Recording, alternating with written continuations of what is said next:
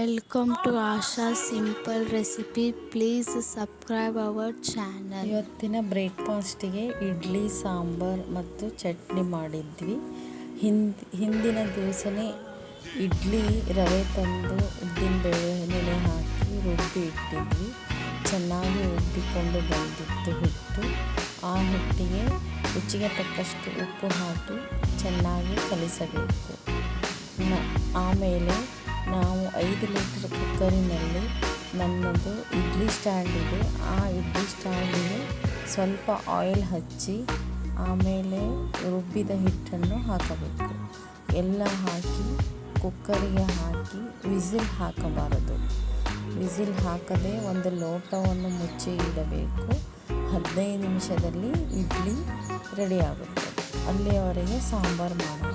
ತೊಗರಿಬೇಳೆ ಚೆನ್ನಾಗಿ ತೊಳೆದು ಸ್ವಲ್ಪ ಕರಿಬೇವು, 4 ಟಮಾಟೆ ಹಾಕಿ 1 ಆಲೂಗಡ್ಡೆ ಮೇಲಿನ ಸಿಪ್ಪೆ ತೆಗೆದು ಚೆನ್ನಾಗಿ ತೊಳೆಯಬೇಕು. ಆಮೇಲೆ ಎಲ್ಲವನ್ನು ಹಾಕಿ ಆಮೇಲೆ 2 ಉಳ್ಳಾಗಡ್ಡಿಯನ್ನು ಕೊಯ್ದುಕೊಂಡು ಅದೇ ಬೇಳೆ ಕುದಿಯಲು ಇಡಬೇಕು. ಬೇಳೆ ಚೆನ್ನಾಗಿ 2 ಅಥವಾ 3 ಸೀಟಿ ಮಾಡಬೇಕು. ಬೇಳೆ ಚೆನ್ನಾಗಿ ಕುದ್ದ ಮೇಲೆ ಸ್ಪೂನಿಂದ ಸ್ವಲ್ಪ ಒರೆಯಬೇಕು.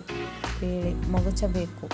ಬೇಳೆ ಮೊಗಚಿದ ಮೇಲೆ ಬೇಕಾದಷ್ಟು ನೀರು ಹಾಕಿಕೊಂಡು ಕುಕ್ಕರಿಗೆ ಆಮೇಲೆ ರುಚಿಗೆ ತಕ್ಕಷ್ಟು ಉಪ್ಪು, ಅಚ್ಚ ಖಾರದ ಪುಡಿ ಹಾಕಿಕೊಳ್ಳಬೇಕು.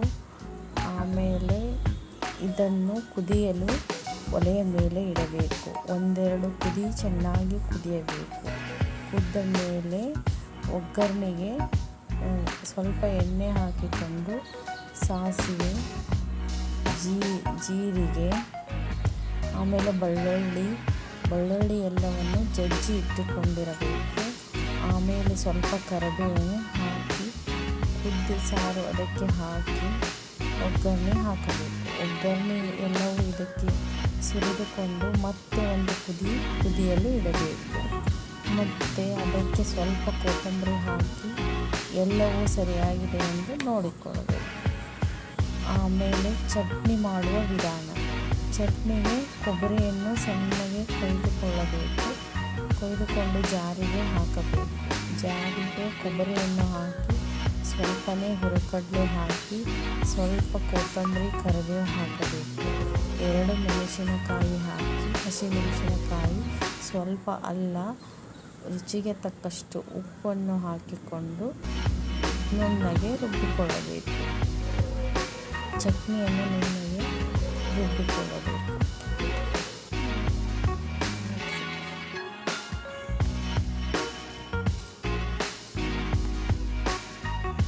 ನುಣ್ಣಗೆ ರುಬ್ಬಿಕೊಂಡ ಮೇಲೆ ಜಾರಿನಲ್ಲಿ ಇಷ್ಟು ಸ್ವಲ್ಪ ಗಟ್ಟಿಯಾಗಿಯೇ ರುಬ್ಬಿಕೊಳ್ಳಬೇಕು. ಅದಕ್ಕೆ ಒಗ್ಗರಣೆ ಮಾಡಲು ಸಣ್ಣ ತಪ್ಪಲೆಗೆ ಒಂದಿಷ್ಟು ಎಣ್ಣೆ, ಸಾಸಿವೆ, ಜೀರಿಗೆ, ಉದ್ದಿನಬೇಳೆ ಹಾಕಿ ಸ್ವಲ್ಪ ಕರಿಬೇವು ಹಾಕಿ ಚಟಪಟ ಅಂಟಿಸಬೇಕು. ಕರಿಬೇವು ಹಾಕಿ ಚಟಪಟ ಅಂಟಿದ ಮೇಲೆ ಅದಕ್ಕೆ ರುಬ್ಬಿಟ್ಟುಕೊಂಡ ಚಟ್ನಿಯನ್ನು ಹಾಕಬೇಕು. ಚಟ್ನಿ ಹಾಕಿ ನಮಗೆ ಬೇಕಾದ ಹದಕ್ಕೆ ತಿಳು ಅಥವಾ ದಪ್ಪಾಗಿ ಚಟ್ನಿಯನ್ನು ಮಾಡಿಕೊಳ್ಳಬೇಕು.